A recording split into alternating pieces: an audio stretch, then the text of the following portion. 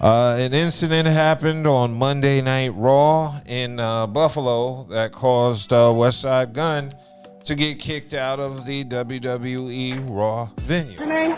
Mark Brenner. Mark Brenner kicked me out of Monday Night Raw, my $5,000 seat. For no reason. All these people in here.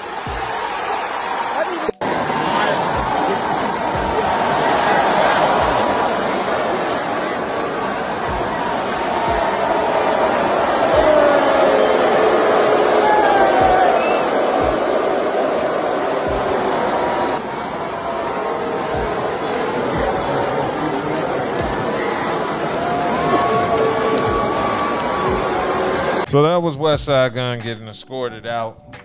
Apparently nothing happened for him to have been escorted out, allegedly from his word. But Westside took to Twitter to explain the events. Of course, this happened in Buffalo. And he mentioned there was no reason for this. And he also mentioned that the WWE, for no reason, continues to threaten his music via cease and desist. He said in a tweet, for years, I mean, nobody with 2 feet has spent the amount of money I have supporting and pushing a brand I've loved since I could remember. I sat front row at every big show, literally all the good times are brought to my life, to the point when I started making music, I incorporated in everything, like Wu-Tang did karate. I made people who hated the product watch it again. I made it look cool when at the time people thought it was nerdy. I've watched the same company sit countless of people next to me who's not even fans for real and act like I didn't exist. I was threatened to take everything out of my music, which I only did to pay homage, or my whole catalog would be demolished, and everybody knows how hard I worked coming from Buffalo for me to get that threat. For just supporting and being a real fan hurt me, but I stayed quiet and still, like a crazy man, sat front row because I love the culture. The WWE kicked Westside Gunn out of an event and sent him a cease and desist over his use of wrestling samples and wrestling cover art in his music. And in response, he immediately changed all the covers to his Heels Have Eyes trilogy to wrestler Josh Bishop, who is the first wrestler that officially signed to Westside Gunn's wrestling promotion, Fourth Rope. Westside Gunn posted a long statement about the incident, along with the video of him getting escorted out of the arena from his $5,000 ringside seats less than 5 minutes into the event. And I gotta say, I got love for Westside Gunn, but he is very much tripping in his response. This man said, nobody has supported the WWE more than me. He said he wanted to do for wrestling what Wu-Tang did for karate, as if wrestling... I get what he's saying, but go ahead. Well, I was going to say, he's sitting here talking as if the WWE needed his help. You know, I didn't like the comparison of him trying to popularize wrestling and comparing it to Wu-Tang with Kung Fu flicks, because Wu-Tang sampled independent, low-budget, nobody knew really about foreign Kung Fu movies. We didn't know about these movies unless we were diehard Kung Fu movie fans. Correct. Wu-Tang put niggas on the shit we would have otherwise never heard about. Westside Gunn didn't put nobody on no goddamn WWE. We knew about the WWE long before I knew about Westside Gunn. True. They didn't need him to market and promote it.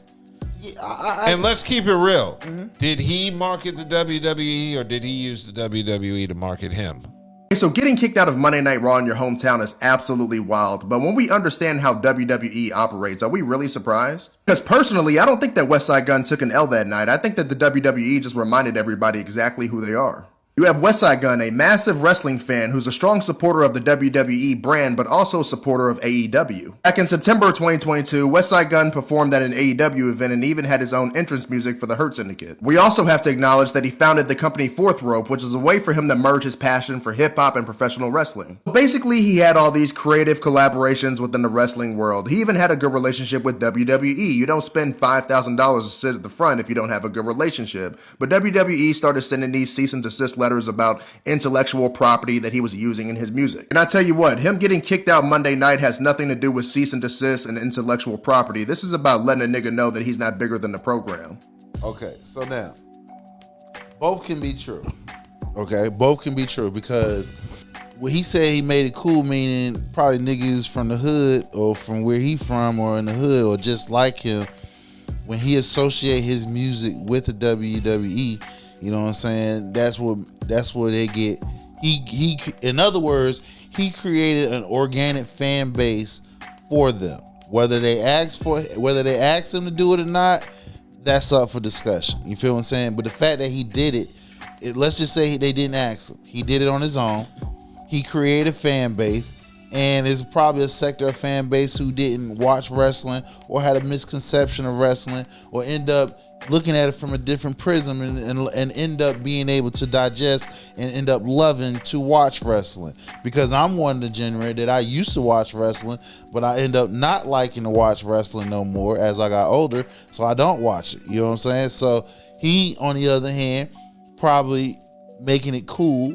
People in his age group, you would bring people in the fold who probably wouldn't even want to even listen to it. Okay, well, this goes back to who are these people he brought in, how many of them, and how much money have they spent? Now that part right there, WWE? you got to find out what the numbers is. But I'm sure he has a large following base. You know what I'm saying? I guess we can start off by saying his fan base. But you also have to remember, Westside Gunn is not a pioneer in emerging hip hop and wrestling. Wu-Tang referenced hip hop and wrestling all the time. They mentioned Ken Patera and they mentioned tons and tons of wrestlers. Understand, but Action Bronson, tons of people have mentioned wrestlers and bigged them up. So true, but what did Westside do? But what he's saying is he specifically boxed in Wu-Tang. He said Wu-Tang Kung Fu, which that is facts. Because when you listen to Wu-Tang outside the name, we associate and affiliate with them with karate flicks.